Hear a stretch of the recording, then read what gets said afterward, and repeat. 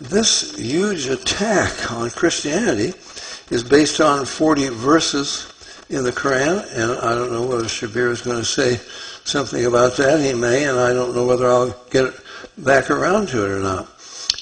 In other words, what I'm saying is Islam is totally anti-Christian. You cannot get more anti-Christian than Islam is, and don't let anyone deceive you by saying anything to the contrary. Well, in examining both Christianity and Islam, there are certain basics that we've got to be concerned with.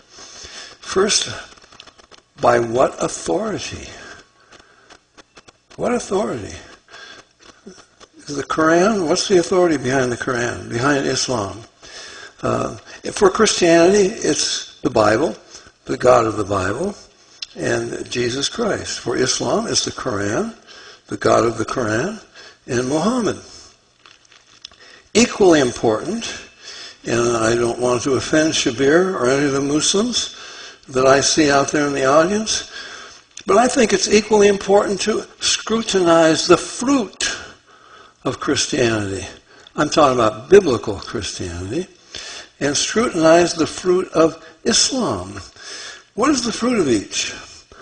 Well, I'm only going to present facts. I don't have time to present many facts. And if we refuse the facts, then we might as well shut the whole thing down. First, for Islam, let's look at a bit of history. Muhammad fled from Mecca to Yathrib. No, not Medina. It was originally, what's called Medina today, was originally called Yathrib. Yathrib was a Jewish town founded by Jews. Muhammad killed them all. He even promised them safe passage if they would surrender, and 900 of the fighting men are buried under the marketplace of what now is called Medina. They renamed it Medina in honor of Muhammad. You can think about that. That's like giving Arafat the Nobel Peace Prize. But they did. Muhammad solidified his power with about 25 murders. A number of his first victims were poets who wrote disrespectful verses. So he justified himself by a passage added to the Quran. And I won't have time to mention many of these, but Muhammad often got a revelation recorded in the Quran, because he was the one that was dictating this, that justified his actions. How about that? His first victims, some of them were poets who wrote disrespectful verse. So what do you know? Along comes a passage in the Quran, Surah 26, 221 through 224, declaring that all poets were inspired of Satan. Now, he supported himself and his new religion by attacking villages and passing caravans for booty, including slaves. An old enemy from Mecca, captured along with many others in an attack on a richly laden caravan, reminded Muhammad, who was also from Mecca, well, Meccans, we don't kill our captives. Muhammad had him promptly beheaded. Well, what do you know? Along came another verse for the Quran that said, quote, "It is not for any prophet to have captives until he have made slaughter in the land." That's Surah 8:67. Can this be the founder of a religion of peace? I don't know. Raises some serious questions. There are other alleged revelations that were added. How about when Muhammad, he accidentally saw a scantily clad Zainab, the wife of his adopted son Zaid, and fell madly in love with her. Another timely revelation came along that was added to the Quran, Surah 33, 35 through 38, that Zaid should divorce Zainab so Muhammad could marry her. The revelation ended thus, quote, "The commandment of Allah must be fulfilled."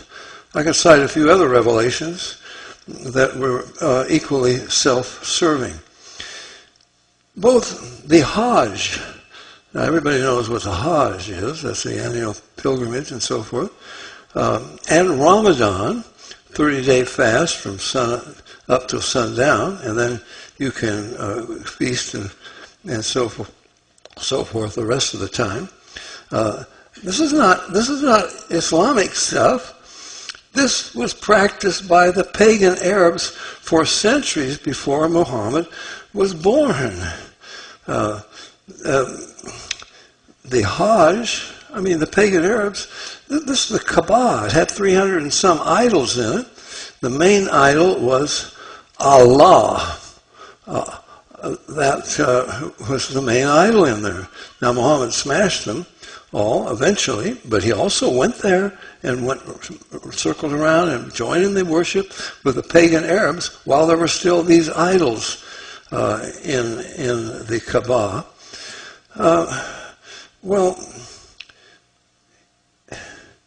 He finally went to take over Mecca. He didn't have quite enough troops. This was in 629 and 628. He made a treaty with the Meccans. It's called the Treaty of Hudaybiyah, very important in Islamic history, where he actually said, and we have a copy, that he was not the prophet of Allah. And that gave him the right the following year, 629, to go and worship. He joined the pagan Arabs in their worship at the Kaaba. His followers did. And then in 630, he took over. He had enough power. He took over and so forth. Now, the Feast of Ramadan, or the Fast of Ramadan, if you want to call it that, well, Muhammad had been attacking caravans. His first 3 attacks failed. So, what do you know? Along came another revelation to be added to the Quran, that Muslims, they could fight. You see, the Arabs for centuries had said, no, 30 days, Ramadan, we do not fight. We don't attack one another. But Allah gave Muhammad permission to attack during Ramadan. So that was his first success. It was a surprise. They were not expecting that attack. And that's really launched his career. Well, I better move on from that because I'm going to run out of time here. Now, there's no comparison between Jesus and Muhammad and the followers. Peter said, Christ